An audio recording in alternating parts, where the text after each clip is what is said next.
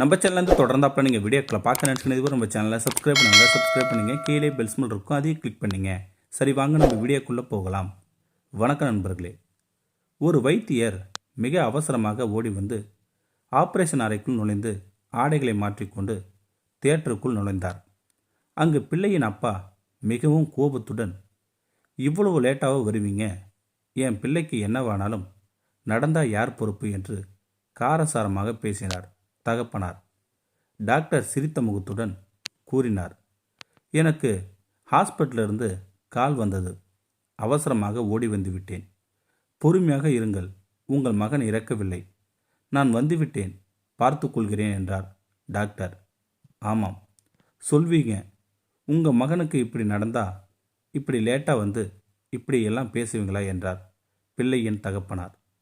Doctor சொன்னார், புன்னகையுடன் பொறுமையாக இருங்கள், நான் பார்க்கிறேன் என்று சொல்லிவிட்டு ஆபரேஷன் ரூமுக்கு சென்று சில மணித்துளையங்கள் கழித்து வெளியே வந்து, உங்கள் மகன் மிக்க நலமாக உள்ளார், மேலதிக விடயங்களை நர்ஸிடம் கேட்டுக்கொள்ளுங்கள் என்று சொல்லிவிட்டு அவசரமாக புறப்பட்டு சென்றார் டாக்டர். அவ்விடம் வந்த நர்ஸிடம் தகப்பனார் பிள்ளை தொடர்பில் கேட்டுவிட்டு, டாக்டர் ஏன் அவசரமாக போகிறார் என்று வினாவினார். அதற்கு நர்ஸ் சொன்னார், டாக்டர் மகன் நேற்று விபத்தில் சிக்கிக்கொண்டு உயிரிழந்தார்.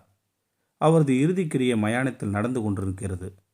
அந்த நேரம் உங்கள் பிள்ளையின் நிலையை குறித்து கால் பண்ணிய போது அதை விட்டுட்டு டாக்டர் உடனே ஓடி வந்து ஆபரேட் செய்து மீண்டும் மகனின் இறுதி சடங்குகளை சென்று விட்டார் என நர்ஸ் கூறிவிட்டார்.